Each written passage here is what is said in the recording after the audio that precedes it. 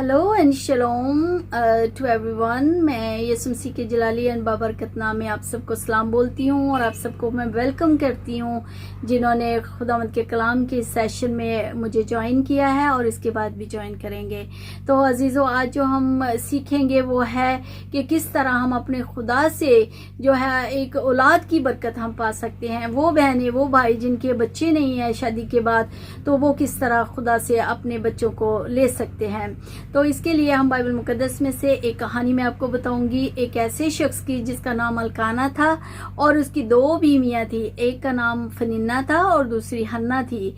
फनीना के तो बच्चे हुए लेकिन हन्ना की औलाद ना थी और फनीना हर वक्त उसको छेड़ा करती थी, उसको बांझ कह के पुकारती थी, जिसकी वजह से वो बहुत रोती थी। तो हम देखते हैं कि अलकाना जो था वो हर साल अपनी दोनों बीवियों और बच्चों के साथ खुदा की हैकल में जाया करता था ताकि वो कुर्बानी जो है वो शुक्रगुजारी की गुजार सके। तो अजीजों, हम देखते हैं कि इस साल भी वो हैकल में गया हुआ था और हम देखते हैं कि हन्ना ने जार जार रोकर खुदा के सामने दुआ करना शुरू की और वो इस कदर खुदा में महव हो गई, उसने अपने दिल को उंडेल दिया कि वो काहिन जो एली था उसने उसको देखकर कहा कि तू कब तक नशे में रहेगी और बाहर नहीं आएगी। तो तब हन्ना ने उसको पुकार कर कहा कि नहीं मालिक, मैं तो एक दुखी औरत हूँ। और उसने अपने मकसद को बयान किया कि किस तरह वो अपने बच्चों के लिए रो रही है। तो उसी वक्त जो खुदा का खादम एली था उसने उसको दुआ दी और कहा कि जा, तेरी दुआ खुदा ने सुन ली है। और हम देखते हैं कि उसके बाद वो जो है वो कभी भी वो उदास ना रही और उसने वो खुश रहना शुरू हो गई। लेकिन हम देखते हैं कि आज हमारे माशरे में भी बहुत सारे ऐसे लोग हैं, ऐसी बहनें हैं जिनकी औलाद नहीं है और उनकी औलाद ना होने की वजह से हम सब ही जानते हैं कि कैसा बर्ताव किया जाता है। हमारे लोग जो हैं किस तरह जो है ऐसी औरतों को तरह तरह के ताने देते हैं और उनको अपने ही घर के लोग जो हैं उसको बुरा समझना शुरू कर देते हैं। हस्बैंड जो होता है वो दूसरी शादी करने के लिए तैयार हो जाता है ताकि अपने बच्चों को पा सके। लेकिन अजीजों, आप परेशान नहीं हो, क्योंकि आज जो है वो मैं आपके लिए ऐसा हल लेकर आई हूँ खुदावंद के कलाम मुकद्दस से कि जैसे वो हन्ना दोबारा से वो कभी उदास ना हुई थी, आप भी उदास नहीं होंगे। हो सकता है आपने बहुत सारे हॉस्पिटल्स में गए होंगे और कई जगहों पे गए होंगे, कई लोगों ने कई तरह की उल्टी सीधी भी आपको दी होंगी तजवीज़ें कि आप फलाने बाबे के पास चले जाओ या ये करो या वो करो। तो अजीजों, आप सारी चीज़ों को, जो सारी नेगेटिव चीज़ें हैं, उन सब को छोड़कर अपने खुदा की तरफ राग़िब हो, क्योंकि आपका खुदा सब कुछ करने की कुदरत रखता है। तो अजीजों, हम देखते हैं कि फिर हम देखेंगे खुदावंद के कलाम मुकद्दस में से पहला शमूएल और उसका पहला बाब और उसकी 20 आयत को जब हम देखते हैं तो वहां पर एक जिक्र है। किस चीज का जिक्र है? हन्ना के लिए, कि हन्ना वक्त पर हामला हुई, उसके बेटा हुआ और उसका नाम शमूएल रखा, क्योंकि वो कहने लगी कि मैंने उसे खुदावंद से मांग कर पाया है। तो अजीजों, अगर खुदा हन्ना की आवाज सुन सकता है तो आपकी भी आवाज सुन सकता है, आपको भी साबे औलाद कर सकता है। दूसरी मिसाल हम देखेंगे पैदाइश 17 बाब और उसकी 16 आयत में। तब इब्राहिम सरनगू हुआ और हंस का दिल में कहने लगा, क्या 100 साल के बूढ़े से कोई लड़का पैदा होगा और सारा से जो 90 बरस की है औलाद होगी।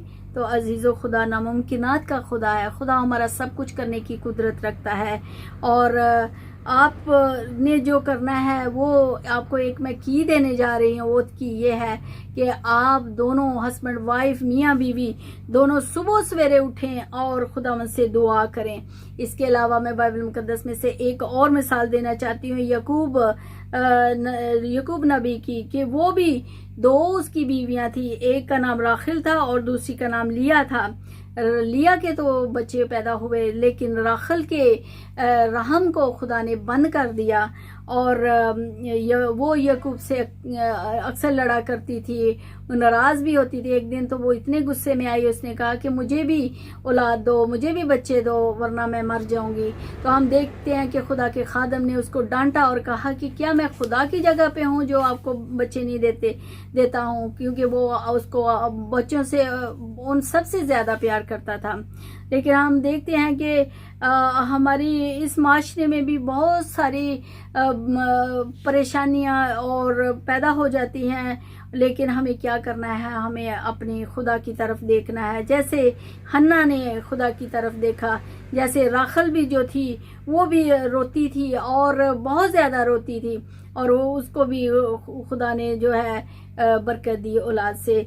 और जब हम इसके बारे में पढ़ते हैं तो पैदाइश 30 बाब 22 आयत में लिखा है, खुदा ने राखल को याद किया और खुदा उसकी सुनकर उसके रहम को खोला और वो हामला हुई और उसके बेटा हुआ, और उसने यूसुफ ये कहकर नाम रखा कि इसके बाद खुदा मुझे एक और लड़का देगा।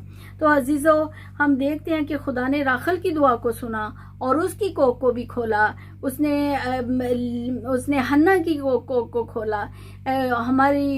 कभी हमारी ज़िंदगियों में ऐसी कोई ना कोई आजमाइश होती है, टेम्पटेशन भी हो सकती है और कुछ हमारी गलतियां भी हो सकती हैं। तो इन दोनों सूरतों में हस्बैंड वाइफ दोनों की ज़िंदगी में कुछ ना कुछ होने की वजह से भी हो सकता है। तो अजीज़ों, आप क्या करेंगे? आप खुदावंद के सामने झुकें और सुबह सवेरे उठकर दुआ करें। हो सकता है आप बहुत दलगीर हो चुके हैं, क्योंकि आपके हो सकता है 20 साल से 18 साल से 15 साल से कितनी मुद्दत से आपकी औलाद नहीं हुई, तो आप दिल हार चुके हैं और आप बावजूद सारे चेकअप करवाने के मायूस हो चुके हैं कि अब हम क्या करें। लेकिन अजीज़ों, आप मिलकर दुआ करें, ये सबसे बड़ा हल है। और आप अगर हम 127 ज़बूर पढ़ते हैं और उसकी 4 आए तो वहाँ पर लड़के का जिक्र हुआ है, लेकिन अगर हम इंग्लिश की बाइबल पढ़ते हैं तो वहाँ पे द चिल्ड्रन लिखा है। चिल्ड्रन में बेटियां भी आती हैं और बेटे भी आते हैं। अजीज़ों, तो आप ऐसे करें कि आप अपने जीना का, आप जो से स्टाइल से जीते हैं, आप उस पर गौर करें कि आप दनाओं की माने चलते हैं या नादानों की तरह, या दुनियावी चीज़ें आपके अंदर हैं। तो ऐसी चीज़ों को छोड़कर आप मिलकर यक दिल होकर खुदा से दुआ करें, क्योंकि इन बहनों ने भी दिल से दुआ की और उनका हस्बैंड भी जो थे, शौहर भी जो थे, वो रासबाज थे, खुदा से प्यार करने वाले थे। इसलिए दोनों का मिलकर दुआ करना बहुत ज़रूरी है। खुदा आपको ज़रूर औलाद देगा, खुदा आपकी ज़रूर रहम को खोलेगा। और आप दुनिया की बातों की परवाह मत करें। आपको सताने वाले बहुत सारे होंगे, आपके अपने घर के ही लोग उठकर आपको ताने दे रहे होंगे, लेकिन आप परेशान मत हों, क्योंकि आपको खुदा की तरफ से ये एक की मिली है कि आप दुआ करेंगे दोनों हस्बैंड वाइफ, तो आपको खुदा ज़रूर आपके राम को खोलेगा और आपको औलाद की बरकत देगा। अगर आपके दिल, आपके अंदर राई के दाने जितना ईमान होगा तो आप भी होगा, तो आपको खुदा ज़रूर जो है औलाद की बरकत देगा। अपने दिल को एक गड्ढे में मौजूद पानी की तरह उंडेले खुदा के सामने, उसके सामने गिड़गड़ा कर दुआ करें दोनों हस्बैंड वाइफ, ताकि वो आपके राम को खोले, आपको बरकत दे। क्योंकि औलाद को देने वाला और ना देने वाला दोनों अख्तियार खुदा के पास है, किसी पीर फकीर के पास नहीं है, जो जहालत की वजह से हम इधर उधर उल्टे सीधे लोगों के पास आते जाते हैं। अजीजों, क्योंकि खुदा के कलाम मुकद्दस में से हमने देखा कि खुदा ने जो है वो राखल के जो रहम को तो बंद किया और उसी ने फिर उसके रहम को खोला। तो कुदरत खुदा के हाथ में है। आप उल्टी सीधी जगहों पर जाकर अपने पैसे और वक्त को मत ज़ाया करें, अपनी ज़िंदगियों को, अपने ईमान को मत तबाह करें अजीज़ों, बल्कि अपने जिंदा खुदा की तरफ देखें और सिर्फ उसी की तरफ देखें। और आप दोनों हस्बैंड वाइफ, वंस अगेन मैं आपको बताना चाहती हूँ, ये सबसे बड़ी की है कि अपने आप को खाली करते हुए खुदा की तरफ रजू करें।